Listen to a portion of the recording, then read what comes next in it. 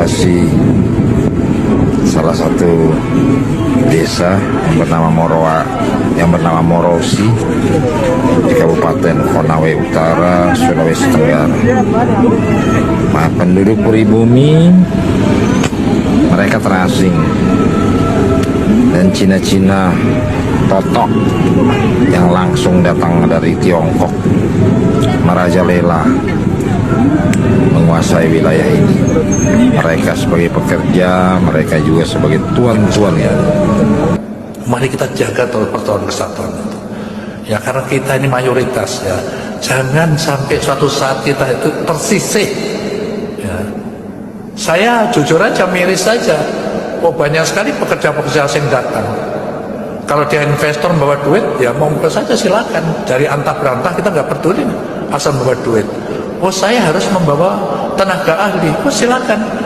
Tenaga ahli itu 2-3 kan, bukan ribuan kayak begitu. Ya. Jadi kita harus waspada sekali lagi ya. Karena ini kalau kita diam-diam, saya jamin orang itu nggak akan pernah pulang ke negaranya, nggak akan pernah. Kalau saya jadi presiden Tiongkok, ngurus 1,4 miliar orang itu mau bagaimana? Ngasih makannya, ngasih papannya, ngasih sandangnya, belum sekolahnya, belum rumah sakitnya, nggak akan mampu kan? Maka yang paling mudah adalah ekspor orang. Alhamdulillah saya sudah 50 negara lebih pernah saya kunjungi. Nggak pernah ada negara yang bebas dari etnis Tionghoa itu, nggak akan ada. Semua ada. Yang paling dekat Singapura aja. Perdana Menteri dulu pertama orang Padang, orang Melayu. Sekarang nggak ada lagi orang Melayu.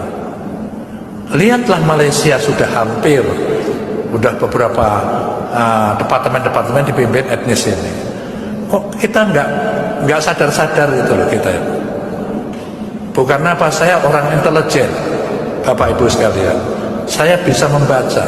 Pakai-pakai itu yang di Kalimantan, yang di Sulawesi, yang sampai Papua, nggak akan pernah kembali dia ke sana. Pasti di sini. Di Tiongkok punya anak 2 Pak, yang anak kedua ini kayak yatim piatu diperlakukannya oleh pemerintah. Nah di sini dia bikin anak sebanyak-banyaknya.